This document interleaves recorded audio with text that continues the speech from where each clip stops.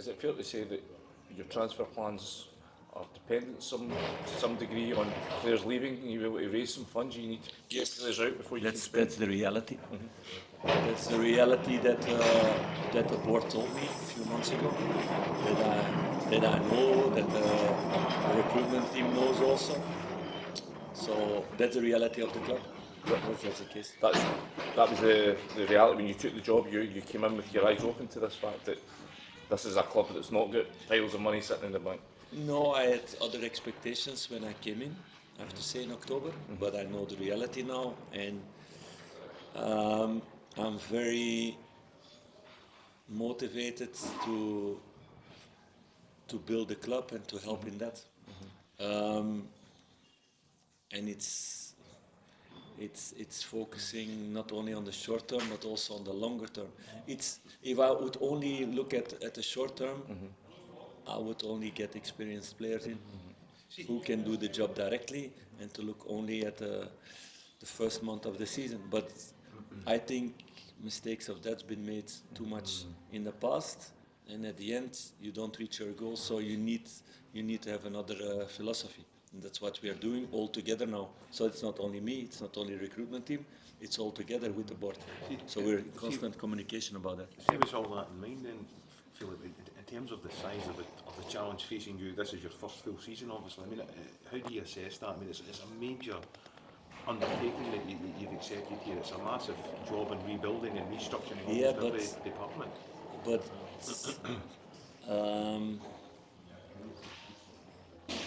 it's true, and maybe some people would run away of that, but having been 7 months in Glasgow, in the city, in the stadium, in the club, I have to say this club already took a big part of my heart in that way, and I'm really confident that we can work in stability the next months, the next years, that we can make a lot of things better in the club. We've been busy with that also, because we didn't speak about that yet. We've been changing staff in the medical department, in the performance department. So it's all over the club that everybody's working really hard to make things better. And at the end, it will benefit the cause of growing as a club. And We ask you, there's obviously been a lot of chat around the summer around James Tavernier, Connor Goldson, their futures, speculation that they might be moving on. Are you able to just to give an insight into how you see the two of them and their roles at the club? That there's a lot of speculation in Glasgow. And I've read already a lot of things that you say totally not true, fake news, but it's part of being in Glasgow. And you cannot react to every fake news, because then you'll be only busy with that and not with the things to make things better. So what I see that they brought a lot to the club last couple of years, that they did really good games with me. They had also games where it was less, like all the team. That for me they maybe played too much last season or the last couple of years also, because if you play 60 games, nobody's every time at his top shape. So they've done all of that also for the club. They've worked really hard for that. So they're not going to play 60 games the season to come now. And all the speculations around them, it's the same speculation that you can have around every player. It's the same for us. If there's somebody coming with the right amount of money, we will see, we will discuss. But you always need to see, then you need to replace also somebody, and you need enough money then to replace them to make it better. Otherwise it's also of no use. So it's finding a balance in that way.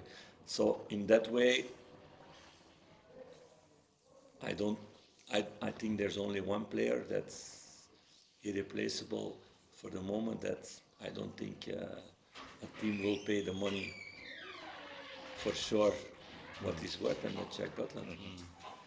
In terms of, you're saying they're not going to play every game. Is that important? Because it has felt at times that Connor and James are, two guys that the team tend to rely upon at times. In order for you progressing the team for future, it's to start blending other players into those positions and seeing how the team can sort of develop. Yeah, but and you evolve. cannot say if they don't play 60, maybe they're more fresh and they can.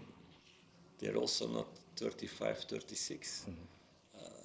Look at Leon Balogun. He's 36 now, and he plays also good games when he plays. He doesn't play all the games, so it can be that they're still several years really good when they have more recovery time.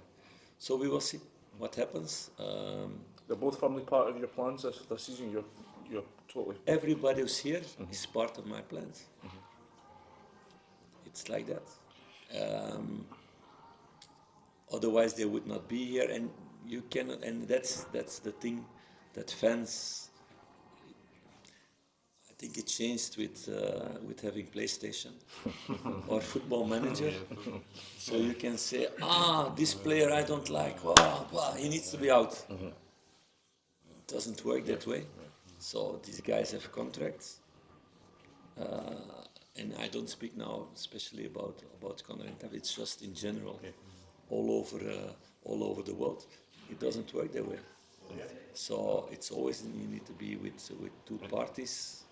And presumably Todd falls into that category as well, because there was a lot of speculation. No, but then every player falls in that category.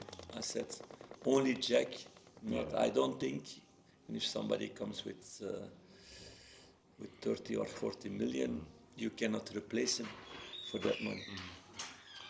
So every player falls in that category because we need also money then to replace him. And maybe if it's a good amount, you can replace him and do something else. We will see.